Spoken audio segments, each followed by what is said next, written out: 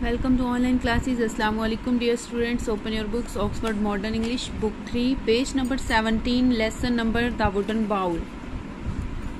We have completed translation and words meanings of this complete lesson in our previous lectures, and now we have to move towards exercise of this lesson. We will start from comprehension A. Answer the following questions. Question number A is where did the family live? कि ये family कहाँ रहती थी, खानदान कहाँ रहता था।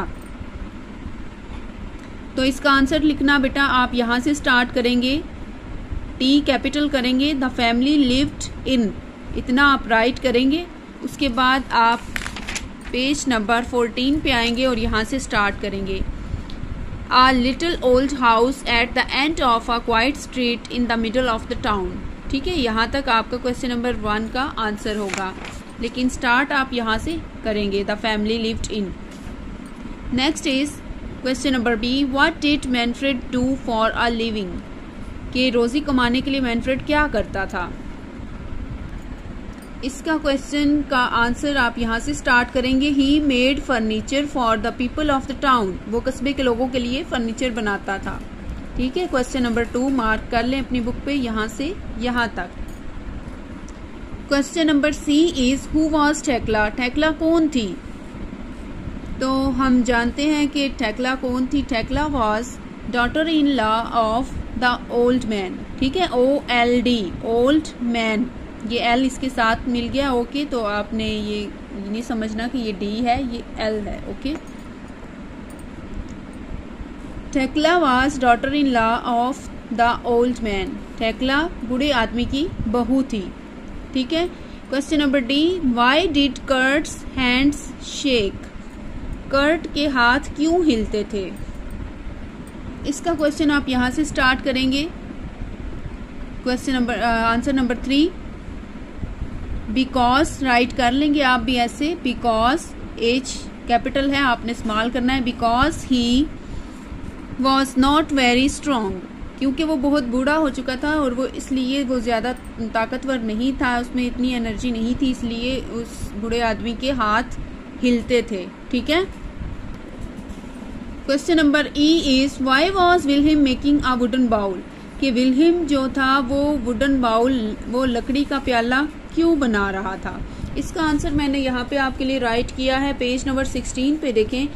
यहाँ पे बात हो रही है उसके बारे में कि वो उनके लिए वुडन बाउल बना रहा होता है।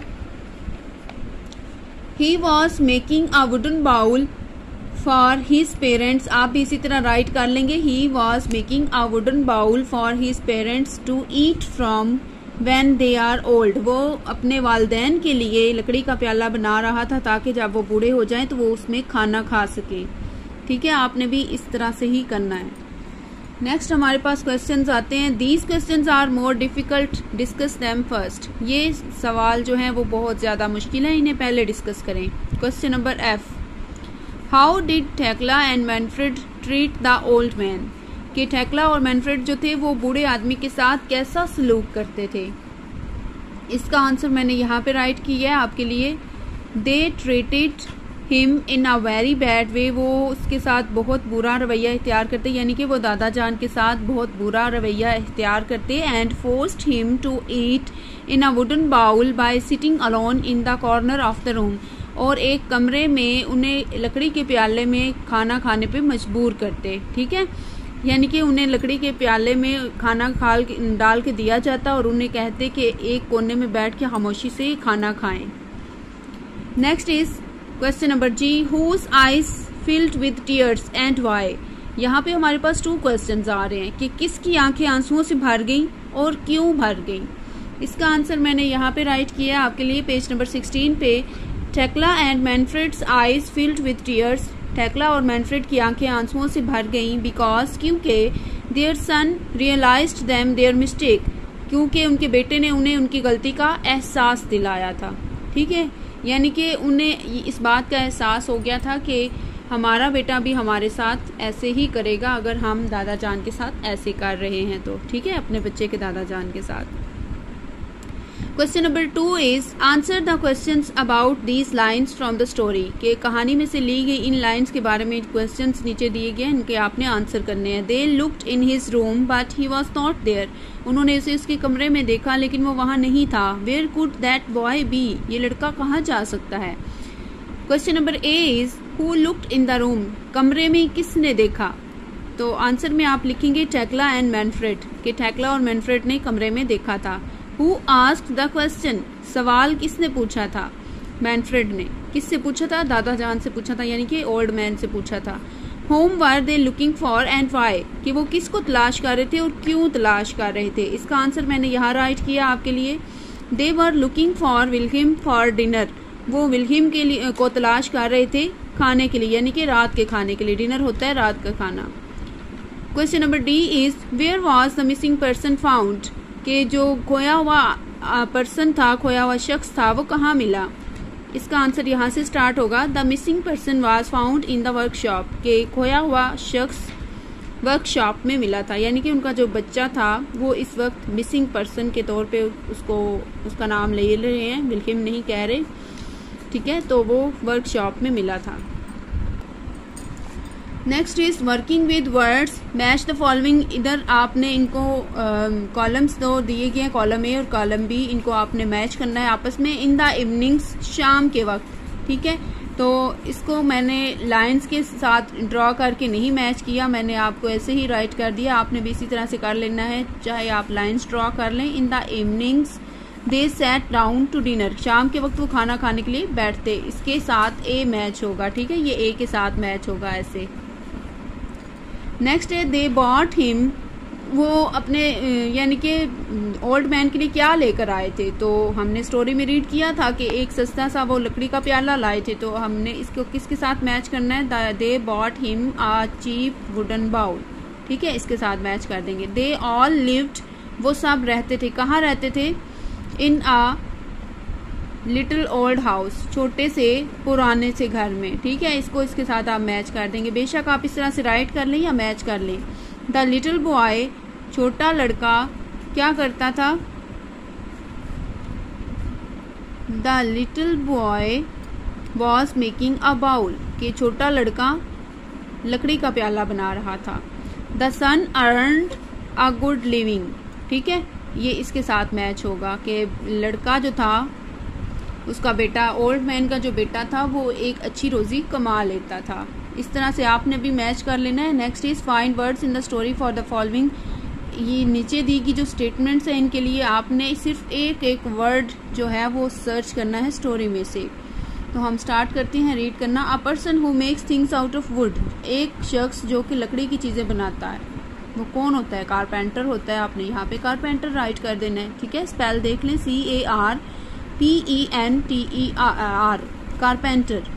B is to cut wood और स्टोन इनटू शेप्स, यानी कि लकड़ी को या पत्थरों को मुख्तलिफ किस्म की शक्लों में तब्दील करना, वो क्या कहलाता है, कार्विंग होता है, ठीक है।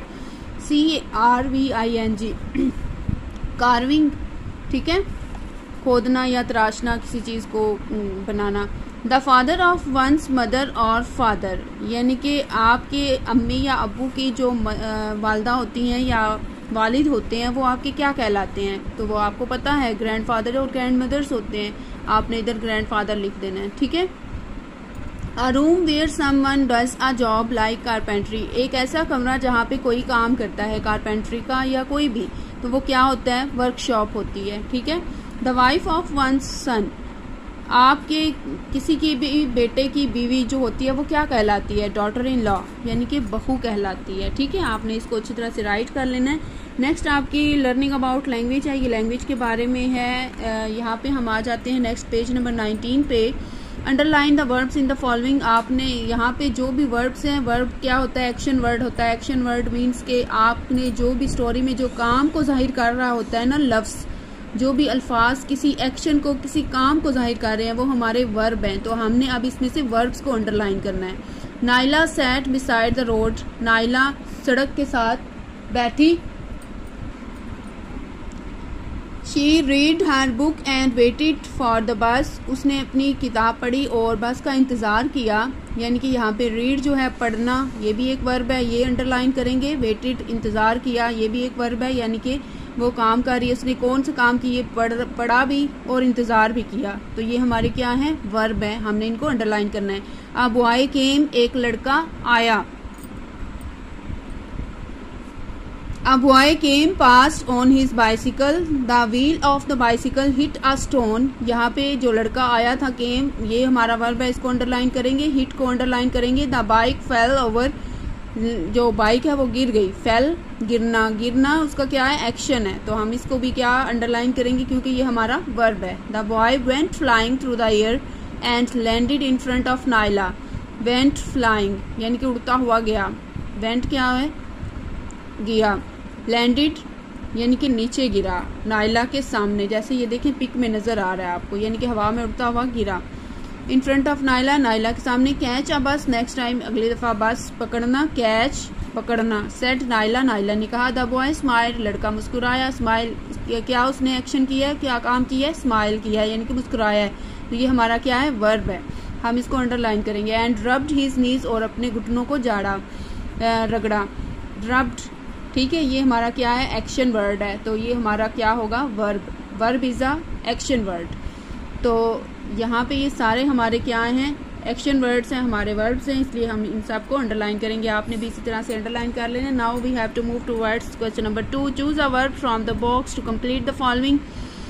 इन सब में से एक वर्ड को यूज करते हुए आपने इनकी ब्लैंक्स को फिल करना है। Use the correct form of the verb and use each verb only once. आपने करेक्ट फॉर्म यूज करनी है वर्ब की, और हर वर्ब को, यानी कि इसमें से हर वर्ड को ओनली वन टाइम आपने यूज करना है, ठीक है, रिपीट नहीं करना। They dash for an hour every afternoon, वो हर दोपहर 1 घंटा क्या करते थे, रेस्ट करते थे, आराम करते थे। आपने यहाँ पे REST रेस्ट के स्पेल दिए हुए हैं, आपने ये उठा के यहाँ पे राइट कर देने हैं। Jason and Mary dash with their friends in the garden now. Jason और मैरी क्या कर रहे हैं, अपने इस वक्त अपने फ्रेंड्स के साथ खेल रहे हैं। नाउ लिखा हुआ है, इससे पता चल रहा है कि अभी ये काम हो रहा है, और जब हो रहा हो तो वो प्रेजेंट कंटिन्यूस होता है। तो यहाँ पे हम प्रेजेंट कंटिन्यूस में इस MR में से लगाते हैं एक हेल्पिंग वर्ब, और साथ फर्स्ट फॉर्म के साथ ING का इजाफा करते हैं। तो हम यहाँ पे क्या राइट करेंगे, Jason and Mary are playing with their friends in the garden now, कि जेसन और मैरी इस वक्त अपने बाग में अपने दोस्तों के साथ खेल रहे हैं। Next is Sara dash a whole glass of milk before going to bed last night. तो लास्ट नाइट से पता चल रहा है कि ये हमारा पास्ट टेंस है, यानी कि कल की रात की बात हो रही है। तो यहाँ पे ड्रिंक लिखा हुआ है हमारे पास, हमने इसकी सेकंड फॉर्म यूज करनी है, ठीक है। तो सेकंड फॉर्म हमारे पास होगी drank. Sara drank a whole glass of milk before going to bed last night. Sara ने कल रात बेड पे जाने से पहले, सोने से पहले पूरा ग्लास दूध का पिया।